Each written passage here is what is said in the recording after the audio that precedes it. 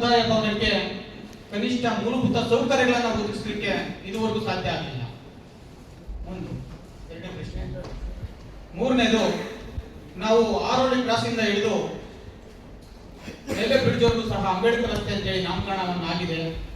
ಅದ್ರ ಬಗ್ಗೆ ಸ್ಥಳೀಯವಾಗಿರ್ತಕ್ಕಂಥ ಪುರಸಭೆ ಇದ್ದಾಗ ಈಗ ನಗರಸಭೆ ಆಗಿದೆ.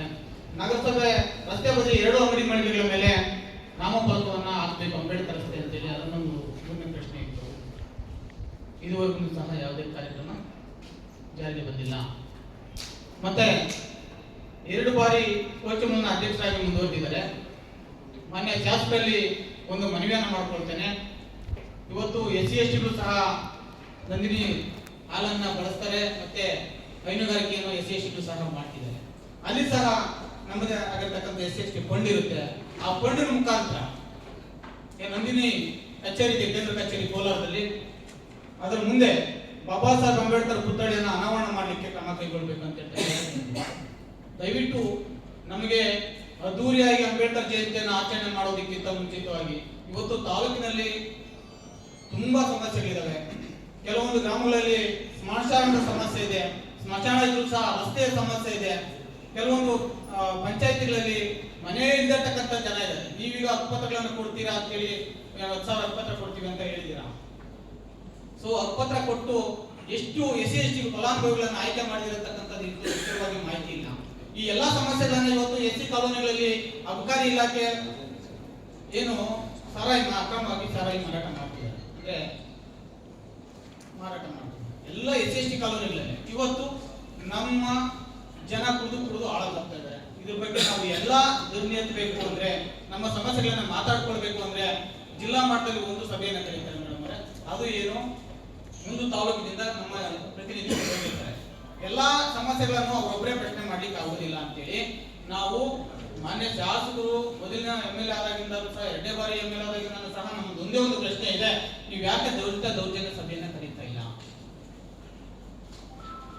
ದಯವಿಟ್ಟು ನೀವು ದಲಿತರ ಪರವಾಗಿದ್ದೀರಿ, ದಲಿತರ ಬಗ್ಗೆ ಮಾತಾಡ್ತೀರಾ, ತಾಲೂಕಿನ ಅಭಿವೃದ್ಧಿಗೋಸ್ಕರ ಶ್ರಮಿಸ್ತಾ ಇದ್ದೀರಾ, ದಲಿತರ ಬಗ್ಗೆ ನಿಮ್ಗೆ ತಾತ್ಸಾರ ಮನೋಭಾವನೆನಾ? ದಯವಿಟ್ಟು ಅಂಬೇಡ್ಕರ್ ಜಯಂತಿ ಮಾಡಿದ ತಕ್ಷಣನೇ ನಾವೇನು ಅಂಬೇಡ್ಕರ್ ಜಯಂತಿ ಪ್ರತಿಯೊಬ್ಬರು ಮನೆಗಳಲ್ಲಿ ಮಾಡ್ತಾರೆ, ಮನೆಗಳಲ್ಲಿ ಇರ್ತದೆ ಅಂಬೇಡ್ಕರ್ ಅಂತಕ್ಕಂಥದ್ದು. ಇವತ್ತು ದಲಿತರ ಮೇಲೆ ನಿರಂತರವಾಗಿ ದೌರ್ಜನ್ಯ ದಬ್ಬಾಳಿಕೆಗಳು ನಡೀತಾನೆ ಇದ್ದಾವೆ. ಆದ್ರೆ ಇದುವರೆಗೂ ಸಹ ಯಾವುದೇ ರೀತಿ ಆಚರಣೆ ಆಗ್ತಾ ಇಲ್ಲ. ಯಾಕೆ? ಕಳೆದ ಬಾರಿ ಹೇಳಿದ್ರು, ನಾವು ಕೇಳಿದಾಗ ಶಿವಕುಮಾರ್ ಒಂದು ಡೇಟ್ ಫಿಕ್ಸ್ ಮಾಡಿ, ರಮೇಶ್ ಸರ್ ಇದ್ರು ಡೇಟ್ ಫಿಕ್ಸ್ ಮಾಡಿ ಕರೀರಿ ದಲಿತ ದೌರ್ಜನ್ಯ ಸಭೆ ಅಂತ. ನಮ್ಮ ಸಮಸ್ಯೆಗಳನ್ನ ಹೇಳ್ಕೊಳ್ಳೋದಕ್ಕೆ ನಮ್ಗೆ ಅವಕಾಶ ಇಲ್ಲ ಅಂದಾಗ ಅದು ಯಾವ ರೀತಿ ನೀವು ದಲಿತರ ಪರವಾಗಿ ಆಡಳಿತ ಮಾಡ್ತಿದ್ದೀರಾ ನೀವು, ಅಥವಾ ದಲಿತ ವಿರೋಧಿ ಇಲ್ಲ ಅಂದ್ರೆ ನಮ್ಮ ಸಮಸ್ಯೆಗಳನ್ನ ಕೇಳ್ಕೊಳ್ಳಿಕ್ಕೆ ನಿಮ್ಗೆ ಅವಕಾಶ ಕೊಡಿ ಅಂತ ಕೇಳ್ಕೊಳ್ಳೋದಪ್ಪ ಮಾಡ್ತೀರಾ ನೀವು? ನಾವು ಕರೆದಿರ್ತೀರಾ, ರಾಷ್ಟ್ರೀಯ ಆಚರಣಾ ಸಮಿತಿ ಅಧ್ಯಕ್ಷ ನೀವು ಇದ್ದೀರಿ, MLA ಸಾಹೇಬರು ಇದ್ದಾರೆ, ನಾವು ಬಂದ್ರು ಅಂಬೇಡ್ಕರ್ ಜಯಂತಿ ಮಾಡ್ತೀರಾ, ಬಂದ್ರು ಮಾಡ್ತೀರಾ. ಆದ್ರೆ ನಮ್ಮ ಸಮಸ್ಯೆಗಳಾಗಿ ಇಟ್ಕೊಂಡು ನೀವು ಅಂಬೇಡ್ಕರ್ ಜಯಂತಿನ ಆಚರಣೆ ಮಾಡ್ತಕ್ಕಂಥದ್ದು ಎಷ್ಟು ಸರಿ? ದಯವಿಟ್ಟು ನೀವು ಮೊದಲಿಗೆ ಪರಿಶಿಷ್ಟ ಪಂಗಡ ಮತ್ತು ಪರಿಶಿಷ್ಟ ಜಾತಿಗಳ ದೌರ್ಜನ್ಯ ಸಭೆಯನ್ನ ಯಾವಾಗ ಕರೀತೀರ ಅದನ್ನ ಮಾಡಿ ನೀವು.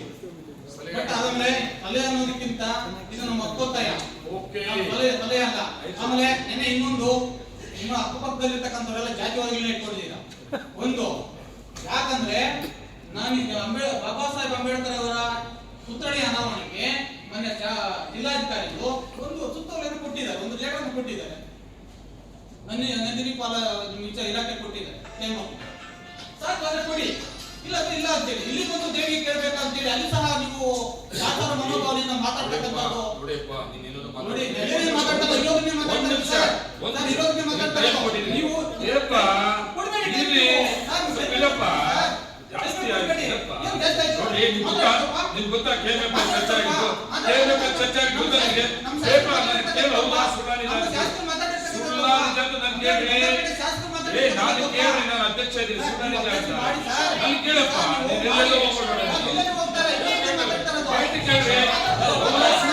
ಕೇಳ್ಬೇಕು